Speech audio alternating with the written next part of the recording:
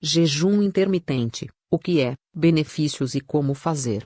O jejum intermitente pode ajudar a melhorar a invulnerabilidade, favorecer a desintoxicação do corpo e, além disso, melhorar a aura mental e a destreza. Este tipo de jejum consiste em não comer fontes de alimentos elevados na faixa de 16 e 32 horas algumas vezes por semana em uma premissa reservada, voltando a um regime alimentar padrão, idealmente dependente de variedades de alimentos com baixo teor de açúcar e gorduras.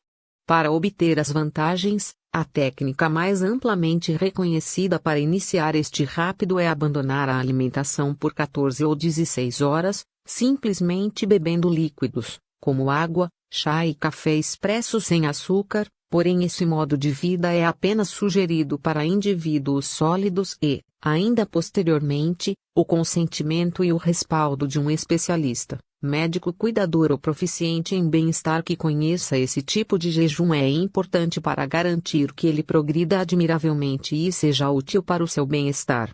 Instruções para fazer: existem vários métodos para realizar este tipo de jejum, embora em cada um deles haja um tempo de limitação alimentar e um período em que se possa comer. Normalmente, por nunca ter se abstido, pode muito bem ser prescrito pelo especialista ou nutricionista fazer o jejum descontínuo uma vez por semana no limite de 16 horas, porém o período sem comer pode aumentar progressivamente, ou seja, pode-se começar completando 12 horas e conforme a variação avança, é possível ampliar o tempo de jejum.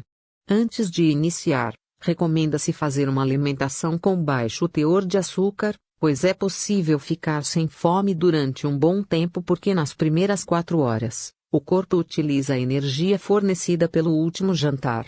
Após esse período, o corpo inicia uma interação de autofagia, na qual a fonte de energia é fornecida pelos próprios fones do corpo que contém glicose, o que favorece o consumo de gordura contida no corpo. O jejum intermitente pode mudar conforme indicado pelo período de tempo de jejum e as ocasiões na semana em que é executado, sendo os modos fundamentais, 16 horas, que consiste em ficar entre 14 e 16 horas sem comer, incluindo o intervalo de descanso, e comer às 8 horas restantes do dia. Por exemplo, comer às 21 horas e voltar a comer às 13 horas do dia seguinte. O jejum de 24 horas é realizado por um dia inteiro, 2 ou 3 vezes por semana. O jejum de 36 horas, que consiste em ficar um dia inteiro e uma grande parte de 1 ou 2 dias atrás sem comer. Por exemplo, comer às 21 horas, passar o dia seguinte sem comer e comer de novo às 9 horas recentemente.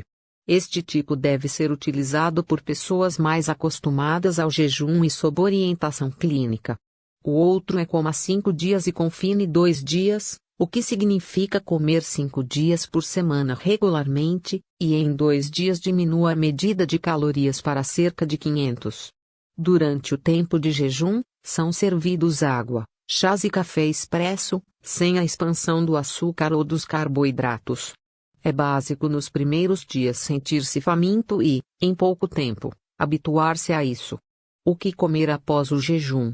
Após um período sem comer, prescreve-se ingerir alimentos de variedades não difíceis de processar e com baixo índice glicêmico, evitando-se gorduras ou açúcares em abundância, pois assim é viável garantir as consequências do jejum descontínuo. Variedades sugeridas de alimentos: após o jejum, é fundamental fazer um banquete com um arquivo glicêmico baixo para garantir um grande limite relacionado ao estômago e prosperidade, que pode incluir cogumelos, inhame, abobrinha, quinoa, peito de frango, sardinhas ou peixe enlatado, brócolis, espinafre, tomate, repolho, couve-flor. Após o jejum, alguns produtos orgânicos que também podem ser consumidos são maçã, morango, framboesa e mirtilo. Além disso, quanto mais você come, menos comida você precisa comer, especialmente no jantar principal. Olhe para outras fontes de alimentos da lista de baixo índice glicêmico que podem ser lembradas para a rotina pós-jejum. Fontes alimentares evitados: devem ser evitados alimentos fritos ou com alto teor de gordura, por exemplo, batatas fritas, coxinhas, molho branco ou comidas congeladas, como lasanha e bolachas recheadas. Para ter a opção de ficar mais em forma com o jejum descontínuo, é igualmente imperativo ensaiar o trabalho ativo, como passear ou mesmo um centro de recreação, nunca com o estômago vazio e, idealmente, guiado por um treinamento real proficiente.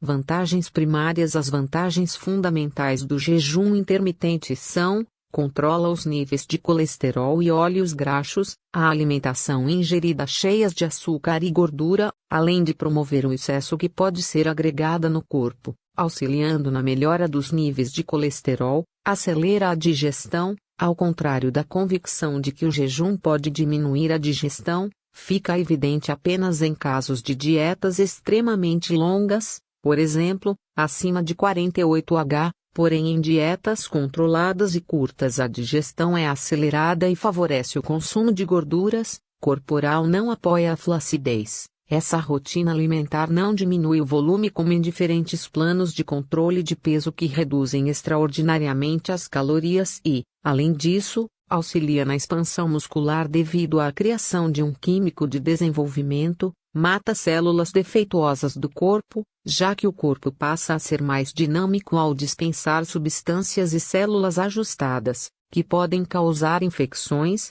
como malignidades, por exemplo. Possui atividade hostil ao amadurecimento, pois revigora a criatura para viver mais, evitando infecções e fazendo com que os órgãos e tecidos do corpo vivam mais.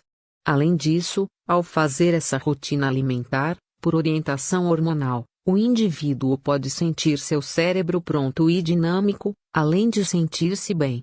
Quando não deve fazer? Essa propensão deve ser contraindicada em qualquer circunstância de doença, principalmente em casos de palidez, hipertensão, pulso baixo ou insuficiência renal, ou que necessitem utilizar prescrições controladas todos os dias. Nesse sentido, o jejum irregular não é recomendado para indivíduos com antecedentes marcados por anorexia ou bulimia, com diabetes, crianças pequenas, indivíduos com baixo peso ou com baixo esforço circulatório e mulheres grávidas ou amamentando.